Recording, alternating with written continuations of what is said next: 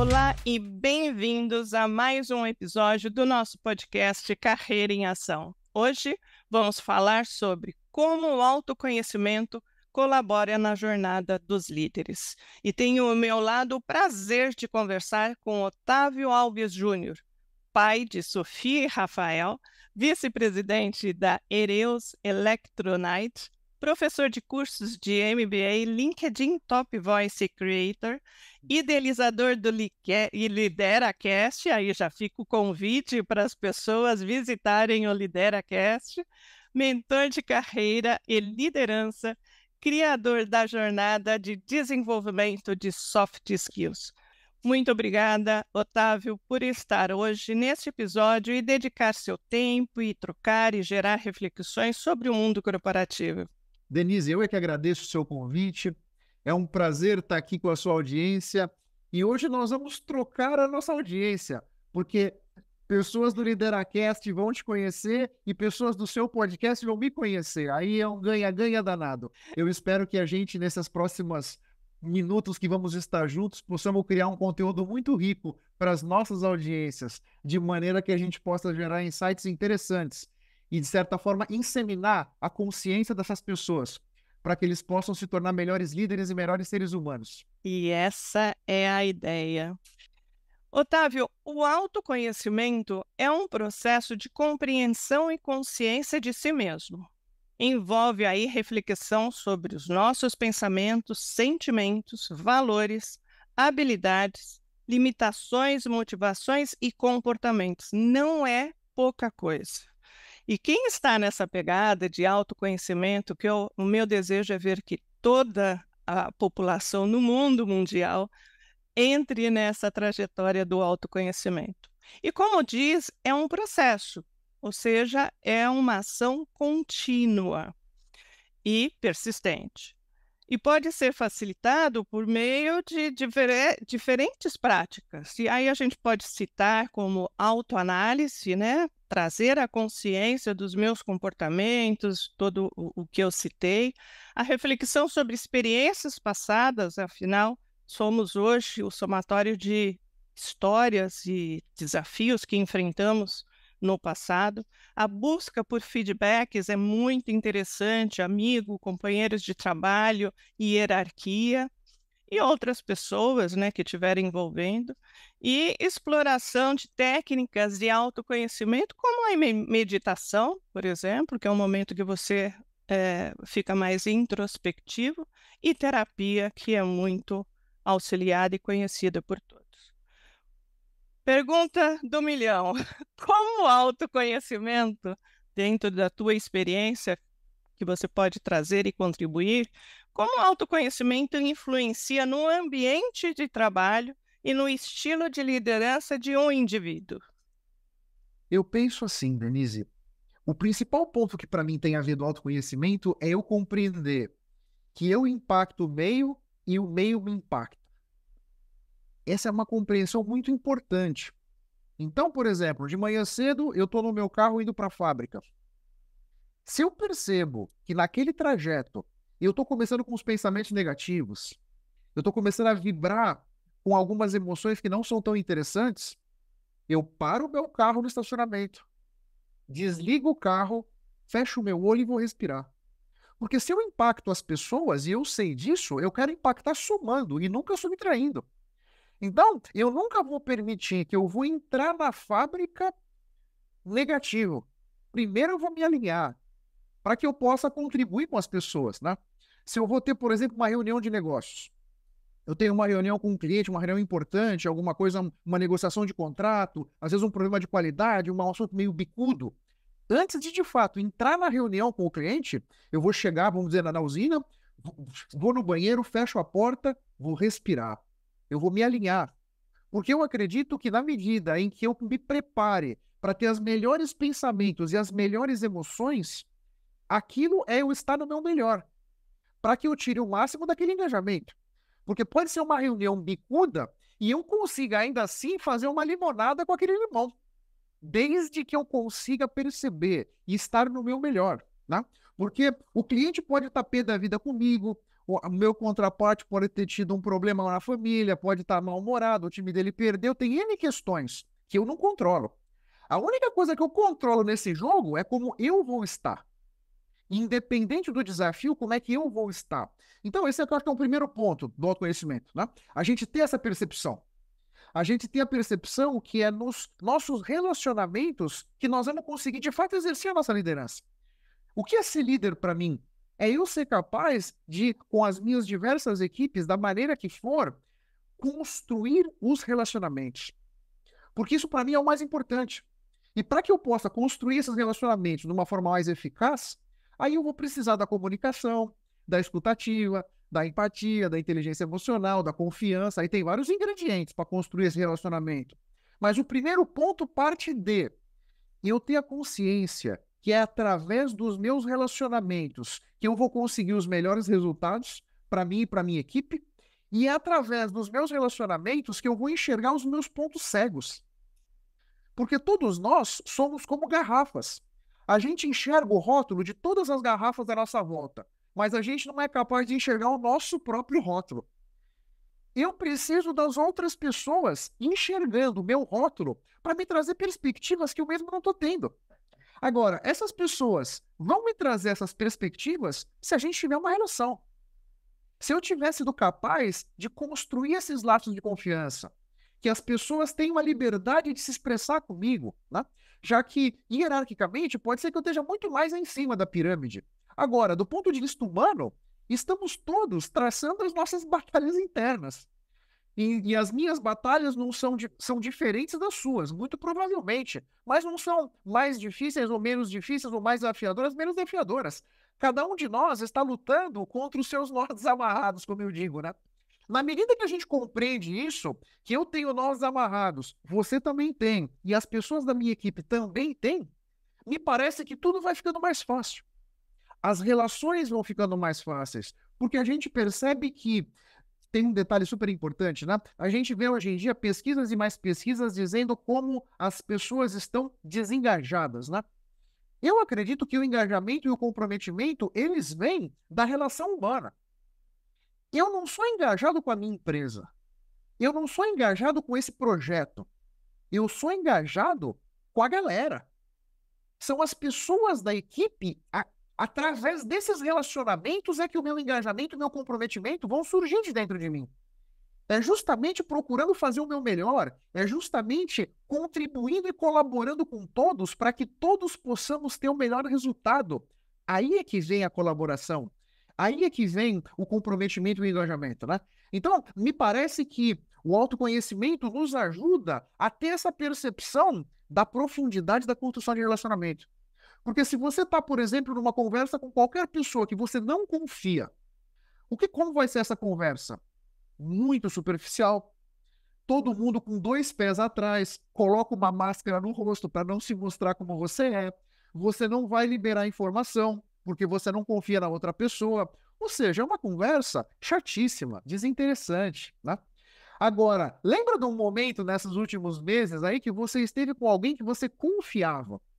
Você está de corpo e alma na conversa, você está sendo você mesma, você está colocando as informações na mesa e a outra pessoa também.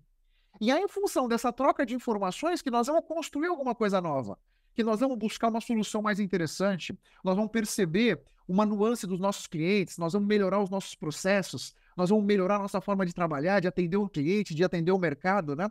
Então, tudo passa pela construção de relacionamento.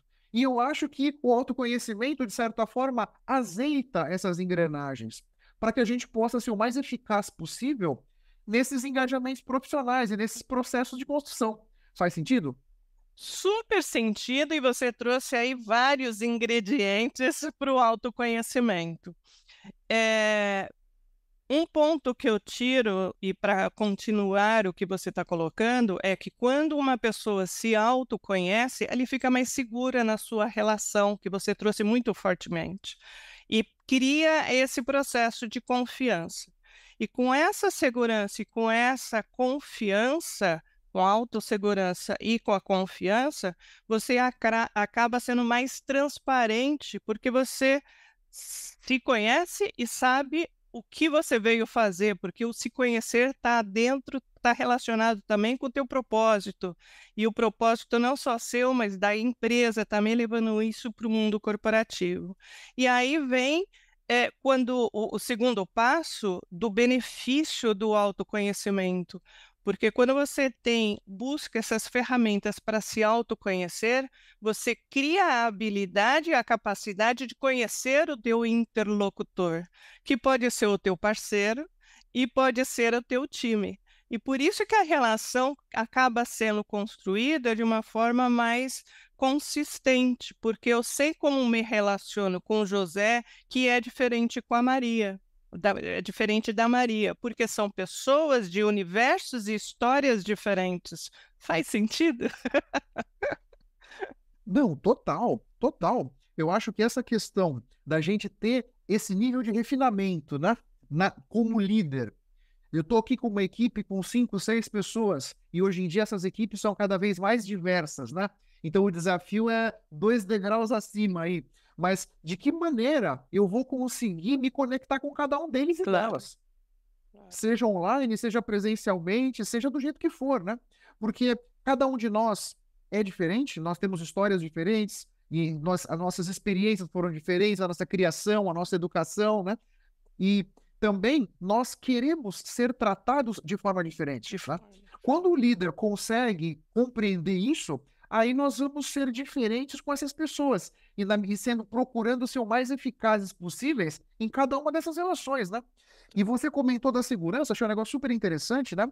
Porque na medida em que eu tô seguro de mim, das minhas potencialidades e tudo mais, eu consigo com muito mais transparência e tranquilidade expor as minhas vulnerabilidades, que é um outro ponto que tem uma capacidade de conexão incrível, né? Ninguém mais quer ter como chefe um super-homem ou uma Mulher Maravilha, tá? Nós queremos ter uma pessoa falível, né? Se eu sou capaz, e todos nós temos medos, inseguranças e etc. Se eu sou capaz de mostrar as minhas inseguranças, pessoas da minha equipe que também são inseguras, imediatamente vão se conectar. Opa, ele também é inseguro, eu também sou inseguro. As nossas inseguranças vão nos aproximar, né? A verdade é que muitas vezes a gente vai procurar a nossa aparência e detalhes de crença e detalhes de orientação sexual para nos diferenciar. Quando, na verdade, nós temos muito mais em comum do que coisas para nos aproximar, do que coisas para nos afastar.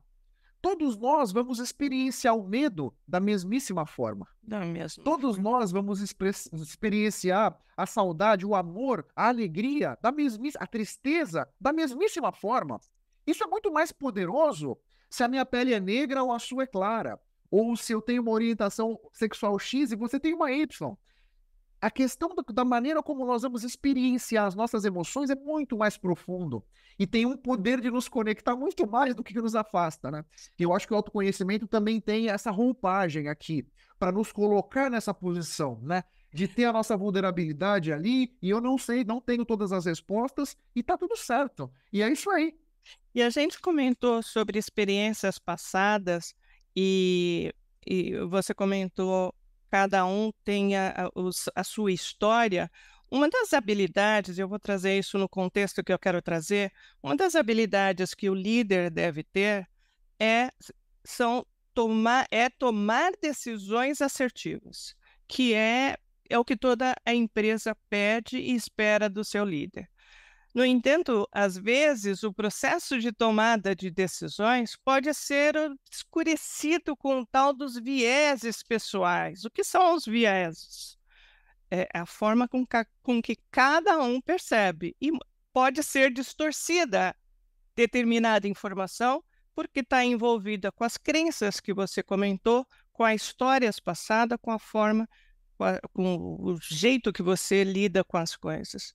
Então, trazendo o autoconhecimento e interligando com esses vieses pessoais, qual é a relação que você traz para a gente do autoconhecimento na tomada de decisões assertivas, considerando esses vieses que podem, às vezes, fazer tomar uma decisão de uma forma não tão imparcial?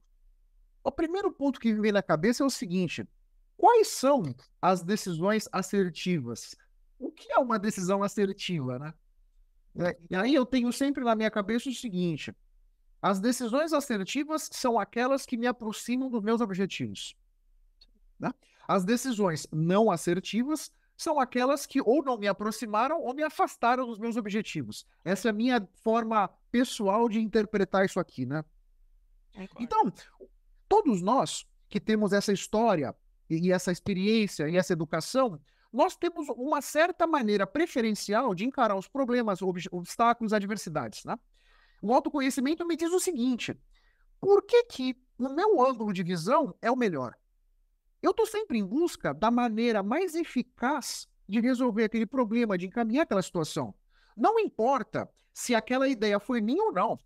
Então, eu sempre penso o seguinte: a minha equipe, na medida em que nós estamos sem máscaras, na medida em que nós temos relações com confiança, a minha equipe é capaz de me oferecer os ângulos deles e delas. Que se eu tiver humildade, isso vai ampliar o meu entendimento daquela situação. Porque eu enxergo pela frente. Talvez você enxergue um pouco enviesado pela direita ou pela esquerda, e a Maria enxerga de cabeça para baixo, e o João enxerga de cima para baixo. Não tem certo nem errado, o problema é o mesmo. A nossa história de vida, a nossa forma de ser, nos coloca de maneiras diferentes em cima daquele problema. Quanto mais perspectivas diferentes eu puder ter daquele problema, mais eu vou compreender o cenário, compreender essas interfaces e poder me colocar da melhor maneira. É assim como eu vejo, né? Então, esse é um aspecto. A minha equipe podendo enriquecer o meu entendimento da realidade, né? Acho que esse aqui é um ponto que vem do autoconhecimento. E um outro ponto que eu acho que é muito importante é: todos nós, no fundo, nós queremos carinho e reconhecimento. São duas coisas que todos os seres humanos querem: carinho e reconhecimento. E tem aquela criança que vai bem na escola para ter carinho e reconhecimento. Tem aquela outra criança que vai mal na escola para ter carinho e reconhecimento. Sim. E assim por diante, né? Com isso na cabeça, com esse pano de fundo, né? A minha equipe também, o que eles querem? Carinho e reconhecimento. Portanto, o que eu vou fazer nesses momentos de tomada de decisão? Pessoal, vamos juntos enriquecer o nosso entendimento? Vamos todo mundo colocar nossas ideias na mesa e vamos ver, desse caldo aqui, qual é o melhor molho que a gente pode fazer com esses ingredientes, né? Porque me parece que não existe uma forma ótima de resolver um problema ou encaminhar uma adversidade. Tem aquela melhor maneira que nós somos capazes de criar, né? Então, na medida em que eu considero a opinião das pessoas, e isso não significa que eu vou fazer exatamente o que elas querem ou o que elas sugeriram. Não, pô. Mas eu tô prestando atenção no que as pessoas estão dizendo. Eu tô escutando ativamente. Eu tô procurando, de fato, compreender a perspectiva dessas pessoas. E aí elas vão ter carinho e reconhecimento. Então, tem esse outro aspecto também, de fortalecer a minha relação com as pessoas através da nossa técnica de análise de problemas. Faz sentido? Adorei o faz sentido. Agora, eu super concordo com a tua informação que você traz, e considerar o vieses das pessoas envolvidas no projeto, no time, na equipe, na empresa, é respeitar cada indivíduo, é uma forma de entender que cada um tem a sua perspectiva, e eu acho que nesse contexto o líder deve ter consciência de conduzir, saber identificar os vieses dessas individuais e conduzir para a imparcialidade conjunta, que é o buscar o resultado que você trouxe da melhor decisão, é entrar num caminho de buscar os melhores, os resultados objetivados, né? Aqui tem um ponto, talvez que possa contribuir nesse contexto aqui. A PNL, um dos pressupostos da PNL, né, é que o mapa não é território, né? PNL é programação neurolinguística, né? Então, cada um de nós tem um mapa na nossa cabeça. E é com esse mapa que nós vamos enxergar o mundo à nossa volta, né? Esse mapa foi construído pela nossa educação, pela nossa criação, pelo que nós estudamos, as experiências que tivemos, e onde trabalhamos, e com quem nos relacionamos, etc. Né? Qual é a maneira de eu ampliar o meu mapa? Escutar as outras pessoas. Porque os nossos mapas vão acabar definindo os nossos vieses. Nós podemos estar 10 pessoas olhando aqui para uma serra, vamos pensar bem no relevo, né? Uma serra com picos e tal. Talvez o seu olhar vá mais para aquele riacho que está ali embaixo. Talvez o meu olhar vá mais para aquele cume mais alto, do monte mais alto. Talvez a outra pessoa, o olhar dela, vá para aquelas árvores mais verdes que estão ali na direita. Você percebe? O cenário é o mesmo. Nós todos estamos olhando para a mesmíssima serra. Cada um de nós vai colocar nossa atenção em pontos diferentes. E está tudo certo, né? E essa maneira, considerando essas perspectivas, é que nós vamos conseguir ter uma visão mais ampla possível. Porque eu vou prestar atenção naquele riozinho que você viu, nas árvores mais verdes que a outra pessoa viu, no cume mais alto que o fulano viu, em todos os detalhes do relevo. Assim é como nós vamos enriquecendo a nossa realidade. Sozinhos, dificilmente nós vamos chegar lá. Mas com as pessoas à nossa volta, rapidamente a gente pode ter essa interpretação mais importante. E nesse mundo acelerado que a gente vive, trazendo para o nosso dia a dia, né? Um mundo super acelerado, com tudo se transformando à nossa volta, dificilmente nós conseguimos sozinhos compreender esses problemas caóticos e complexos que estão diante de nós. Porque eles são muito complexos, tem muitas inter-relações, né? É com a nossa equipe. Seja a nossa equipe, seja o nosso networking, que também é riquíssimo para também nos apoiar nessa ampliação de visão, né? É com isso que nós vamos conversando com as pessoas, ou seja, através das nossas relações, que nós vamos conseguir ter esse entendimento mais elaborado do que está acontecendo à nossa volta, entende?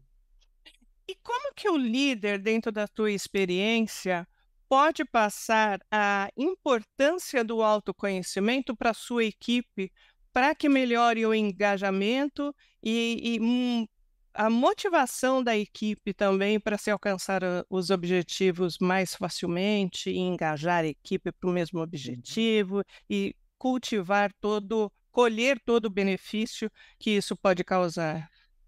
Nós não conseguimos mudar ninguém. Nós conseguimos mudar só a gente mesmo, né?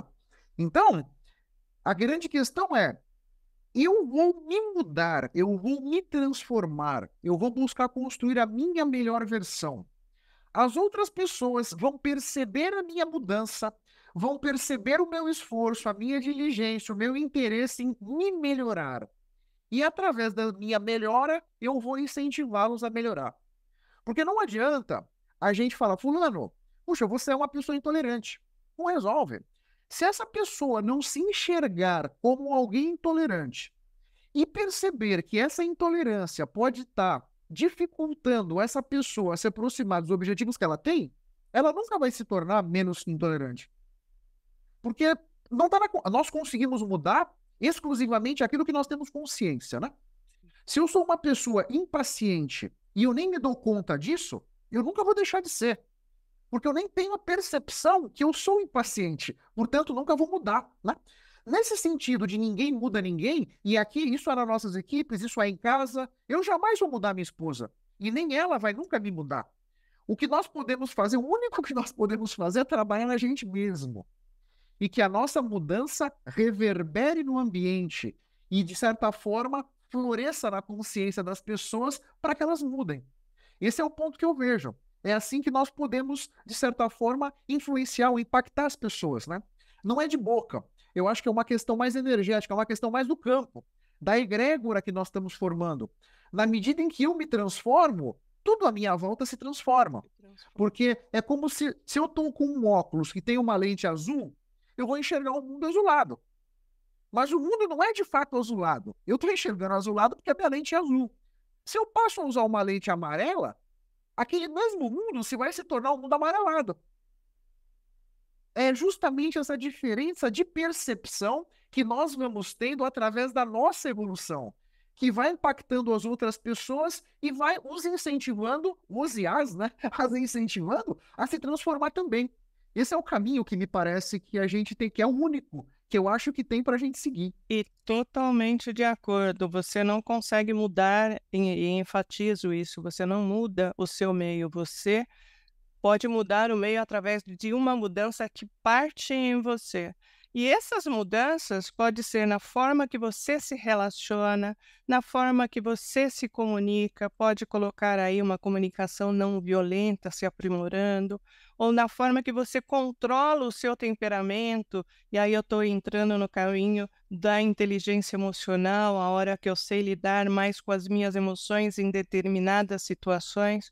Então, até exemplificando, uma pessoa que está num processo de autoconhecimento, um líder que vamos levar para o mundo corporativo, que tem atitudes explosivas, né, intempestiva, quando algum desafio ou alguma coisa acontece que não está não estava previsto dentro do campo de visão dele. E ele tem atitudes agressivas, comunicações agressivas, etc.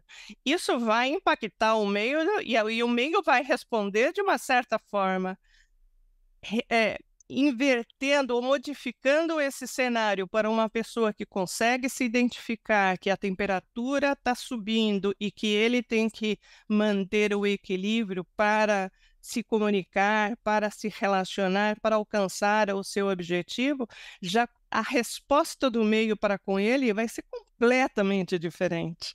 De novo, a gente volta na importância do autoconhecimento, né? E a hora que Verdade. você... E aqui eu tenho uma dica.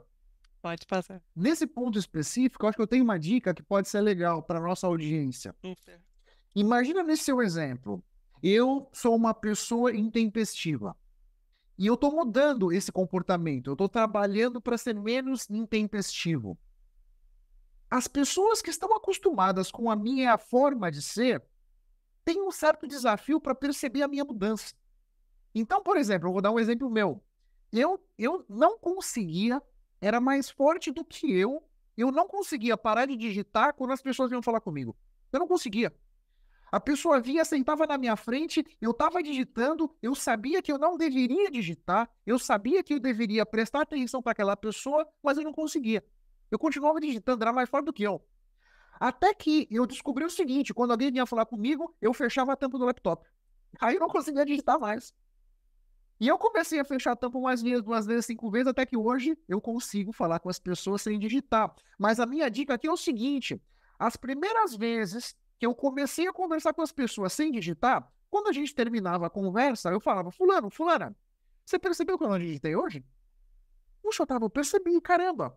Você conversou comigo aqui 10, 15 minutos, você não digitou nada. Não, querida, só deixa registrado aí. Nós precisamos, de certa forma, dar uma ajudinha para a consciência das pessoas para acelerar esse processo. super Se a gente legal. deixar ao acaso, esse processo acaba sendo mais demorado. Fica essa minha sugestão aqui própria para que as pessoas possam acelerar esse processo. Que nesse mundo que a gente vive, a gente tem que tentar sempre pegar algum atalho, né? Super, super, e muito bem-vindo isso, principalmente no mundo corporativo, onde a velocidade das reações, das respostas é muito grande. Talvez você possa omitir esse feedback inicial dentro da sua casa, no seu relacionamento, por exemplo, que leva um pouco mais de tempo, mas dentro da empresa a velocidade é muito maior.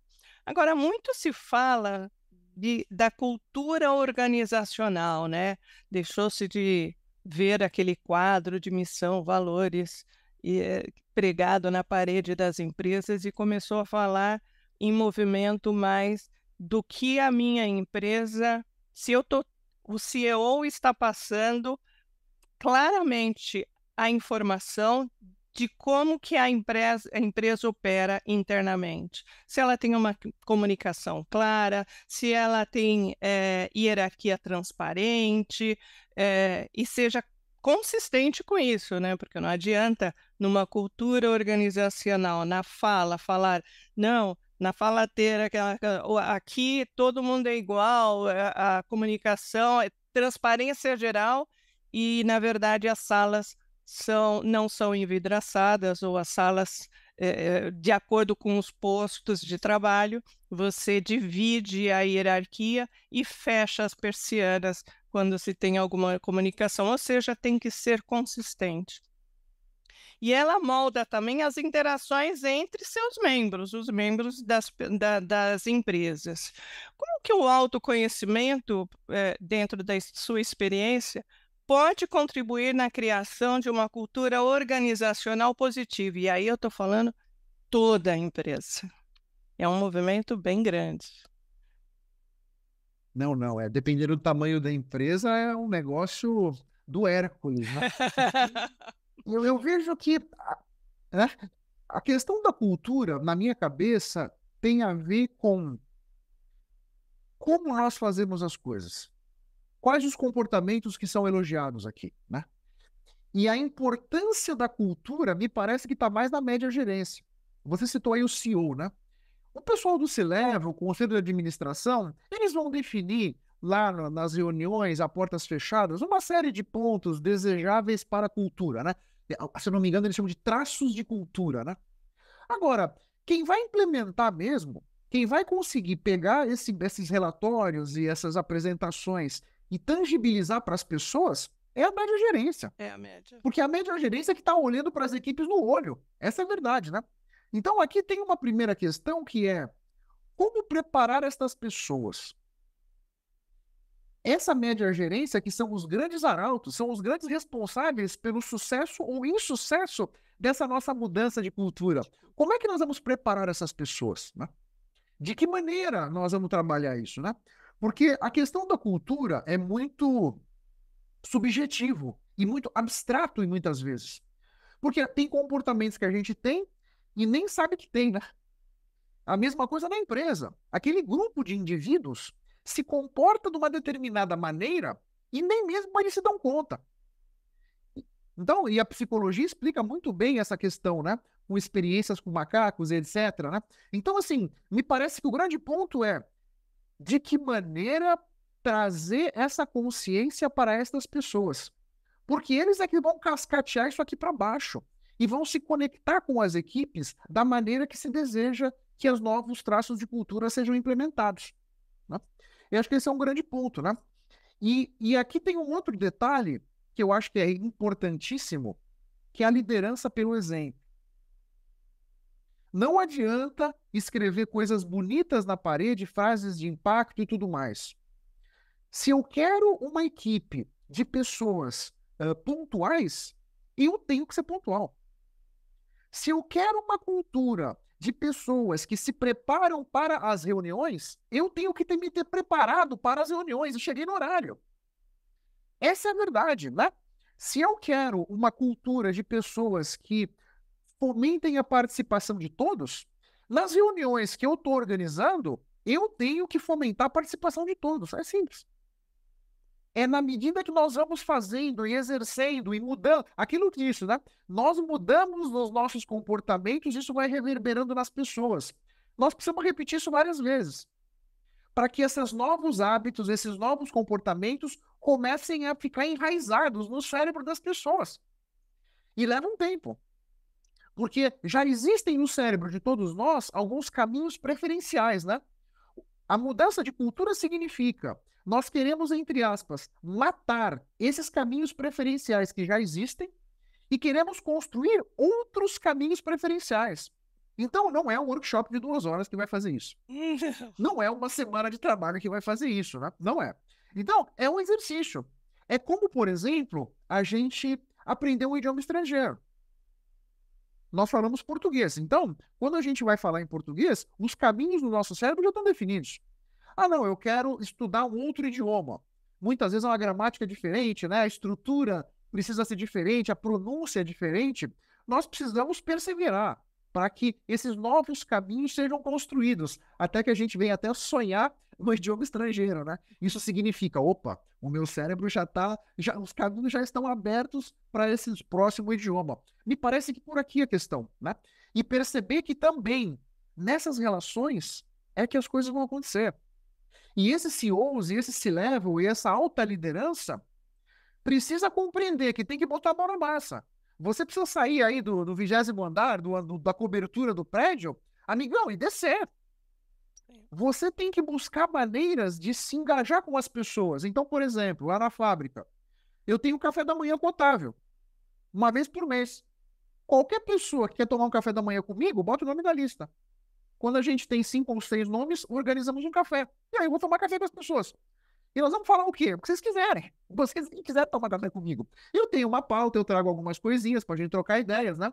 Mas o meu objetivo ali é o seguinte: essas pessoas que, vamos dizer, organizacionalmente, praticamente não têm contato comigo, a não ser que a gente se encontre no corredor, alguma coisa assim, nós vamos sentar e trocar ideias.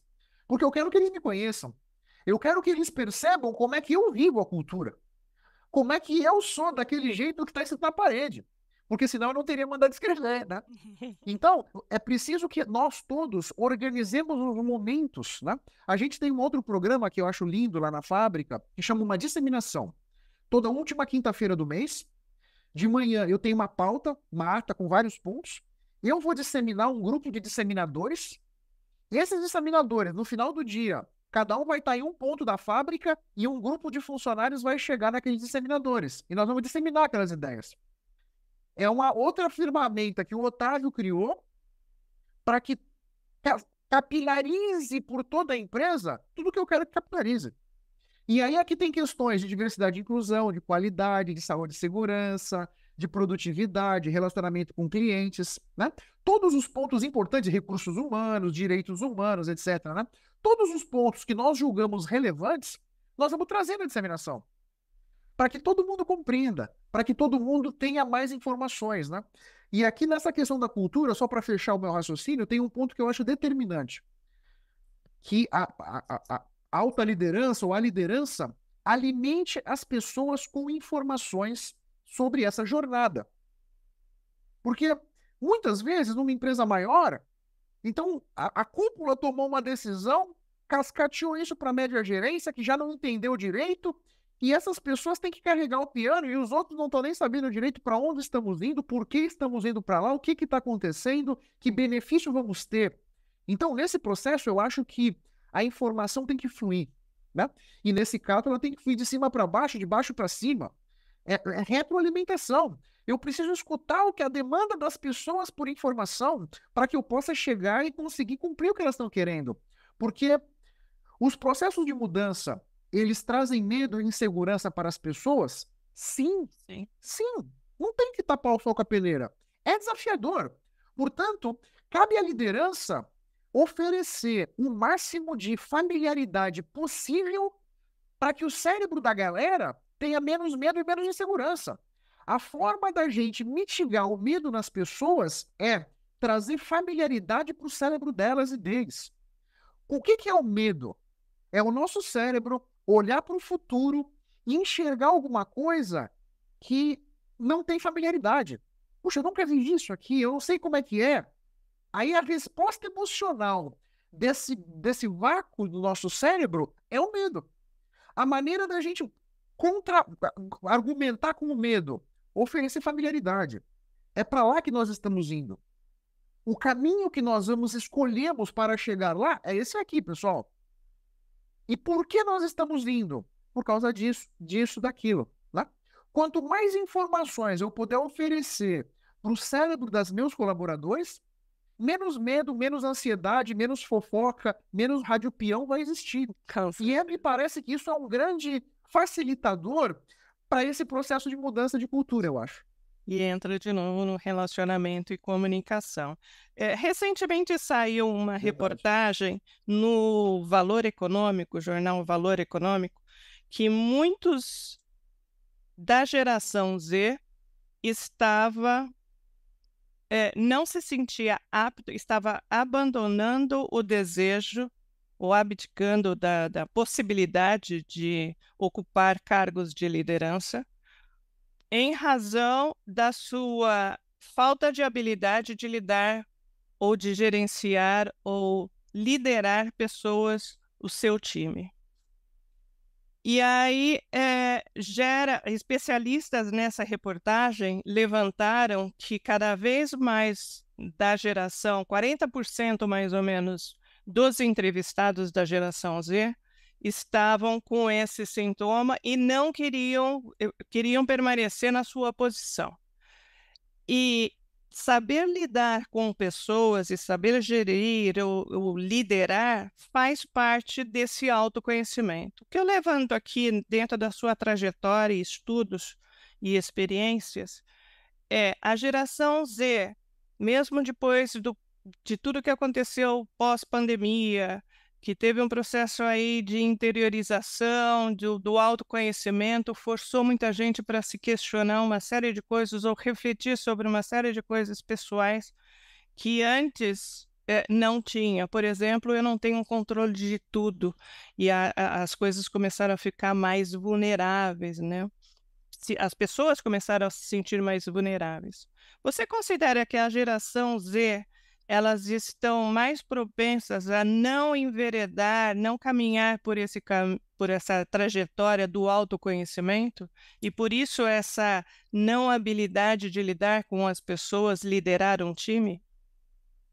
Eu não enxergo uma relação direta entre essa geração Z e a falta de autoconhecimento. Eu não vejo assim.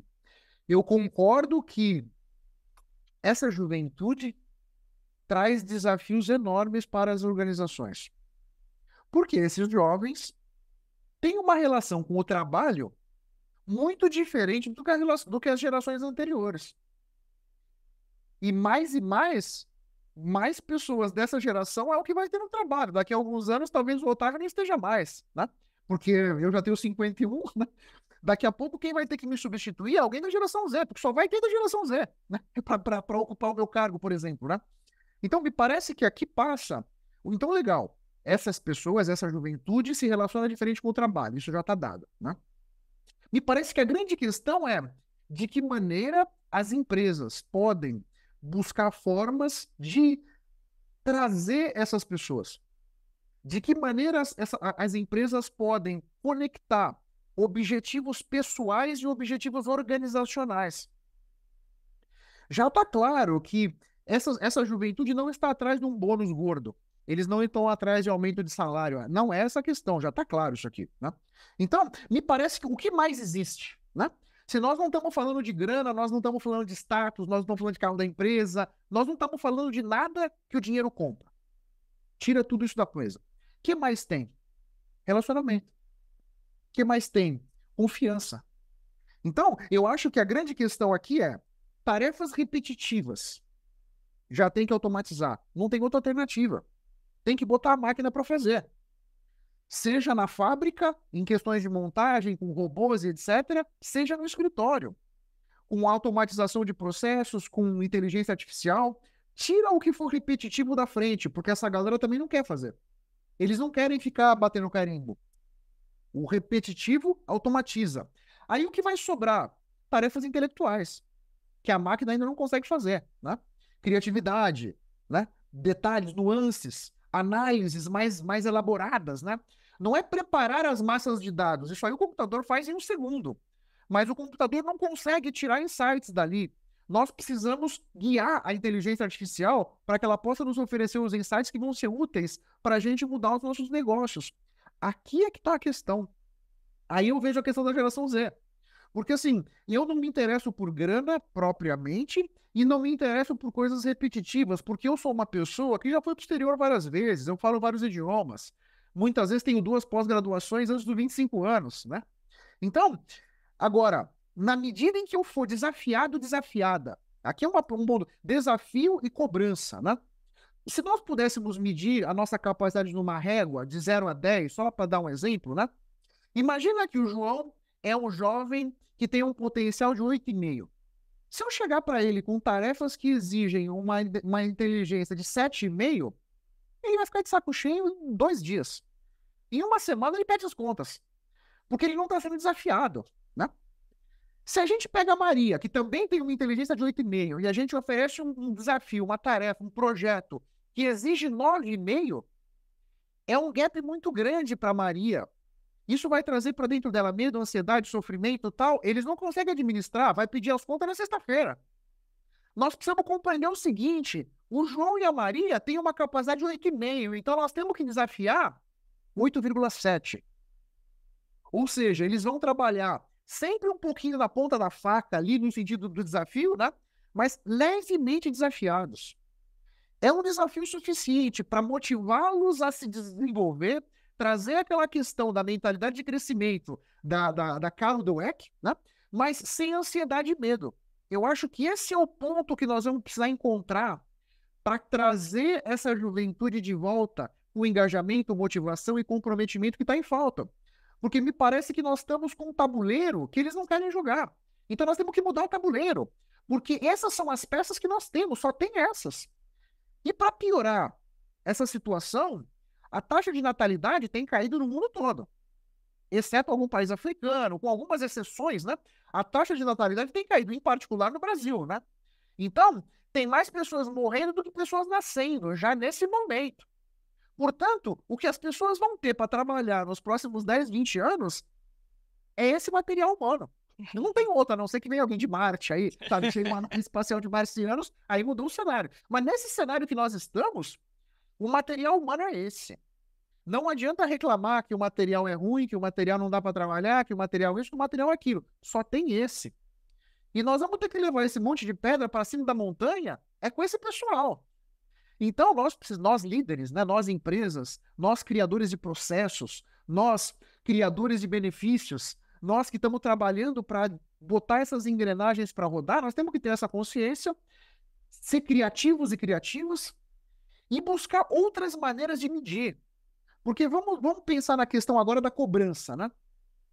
Se a gente pega uma tartaruga e nós vamos avaliar essa tartaruga com a régua de subir numa árvore, a gente vai concluir que esse animal é inútil, né?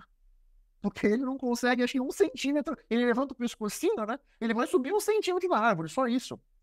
Agora, se a gente pega um macaco e vamos medir pela régua de subir na árvore, ele só vai tirar 10, né? Porque ele tem uma agilidade danada, né? Ele vai se pendurar naquele galho mais impossível e vai se pendurar com o rabo. Ainda vai ter as 4 patas para ficar se coçando, né? Agora, a tartaruga nasce aqui na Bahia, passa pelo inferno da praia, chega no mar, vai nadando para a África, contorna o Estreito de Magalhães, vai viver no Oceano Índico. E quando esse animal quer se reproduzir, ele volta para trás sem o Waze e vai bater a mesmíssima praia que ela nasceu. É extraordinário esse animal, não para subir na árvore. Se a gente for avaliar o macaco com a régua de nadar, a gente vai concluir que esse macaco é muito burro, porque ele nem na água ele entra, você percebe? Então, qual é a régua que nós estamos usando para medir as pessoas? Tem essa questão aqui. Pode ser que a gente esteja usando a régua errada, porque é a régua que nós sempre usamos também. Eu também não acho que as empresas estão erradas. Nós sempre trabalhamos de uma maneira, mas o mundo acelerou de uma forma extraordinária e veio a pandemia, né?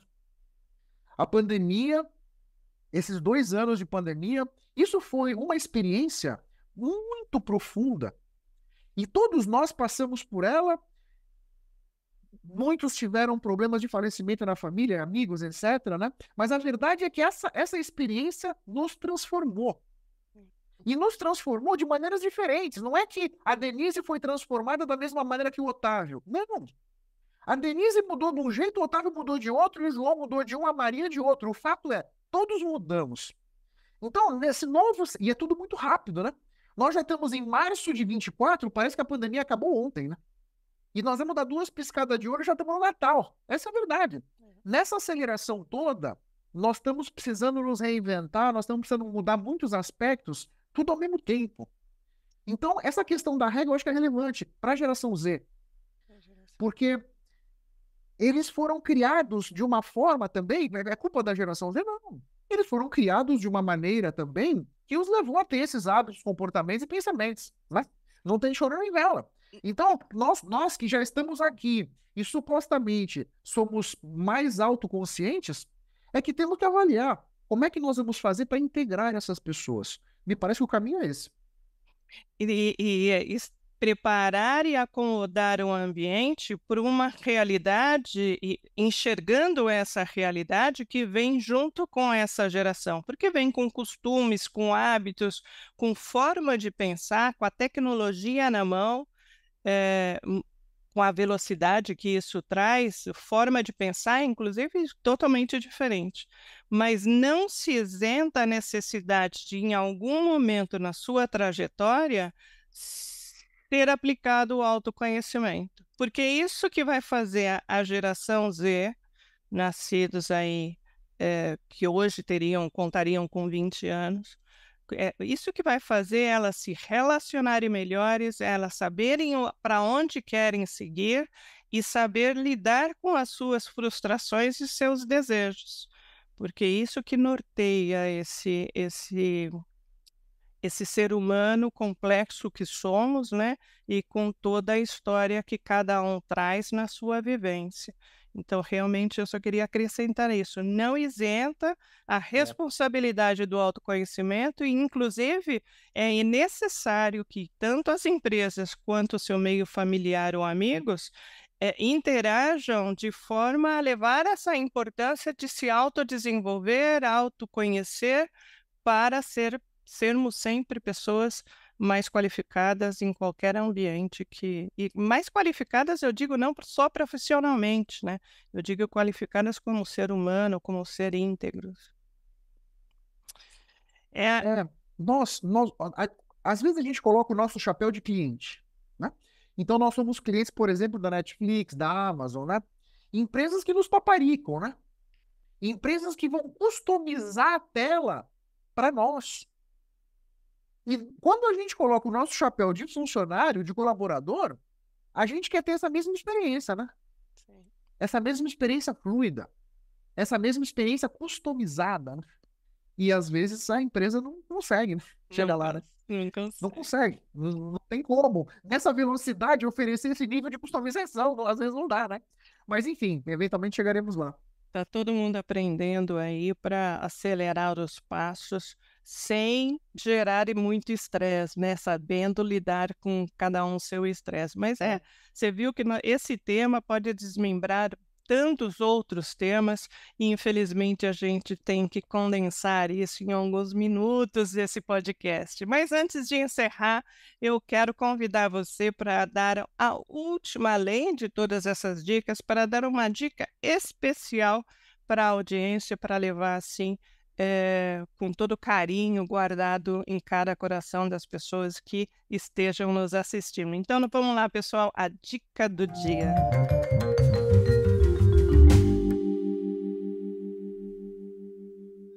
olha, eu sou um apaixonado por podcasts, tanto que eu tenho um. E a minha dica para vocês é o podcast do Simon Sinek, que se você por acaso não conhece, dá um Google, é um cara extraordinário, né? E o podcast dele chama A Bit of Optimism, né? Então, a empresa dele chama Optimism, né? Então, nesse podcast, ele traz convidados e eles sempre vão conversar sobre dramas corporativos, né? Ele é um psicólogo, né? Então, é sempre uma análise sobre o prisma humano, né? Sobre o prisma do relacionamento, do que a gente veio falando aqui. Então, fica essa sugestão. É em inglês, né? Então, aí já fica também uma oportunidade para quem não domina tanto esse idioma, possa dar uma acelerada e ter esse incentivo adicional para melhorar no idioma. E fica aqui essa minha sugestão para todos vocês. Super, endosso a dica que você trouxe. E o bom do podcast, o meu, o seu, do Simon e de tantas, Brene, são tantos outros podcasts ótimos que você pode assistir e fazendo outras coisas, né? Você pode ir na academia, tá correndo, tá lá Verdade. assistindo. Virou o nosso rádio selecionado, né? No que eu quero escutar. E É verdade. realmente É verdade. eu vou colocar na descrição essa super dica e com certeza vai aí com todas as dicas que você trouxe para a gente. Otávio, muito obrigada pelo seu tempo, pela sua dedicação, colaboração acima de tudo, nesse canal que é feito aí com o mesmo objetivo, né, da gente se doar, para a gente ajudar as pessoas. Está dentro do nosso propósito, eu acho. Tenho certeza. Obrigada. Muito obrigado. Muito obrigado pelo convite. Foi um prazer estar aqui com você, trocando ideias sobre liderança, sobre autoconhecimento, que são temas muito caros do meu coração. Eu desejo para vocês todos boa sorte, tudo de bom e procurem usar com muito carinho a inteligência artificial. A inteligência artificial está aí para permitir que a gente faça mais com menos, que a gente faça mais rápido, com mais produtividade, com melhor qualidade, né? A inteligência artificial não vai tomar o seu emprego. Quem vai tomar o seu emprego é um outro ser humano que aprendeu a usar melhor do que você a inteligência artificial.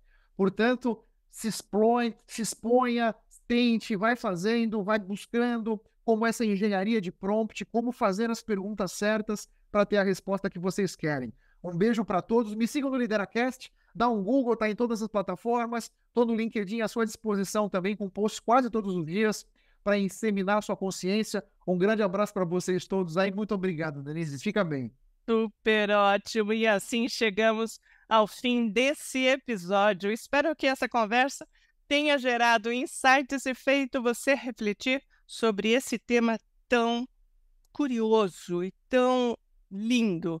Se você gostou, não deixe de compartilhar com seus amigos e ativar o sininho para acompanhar os próximos episódios. Obrigada por acompanhar o canal e nos vemos na próxima semana. Até a próxima e não deixe de agradecer a sua vida. Forte abraço!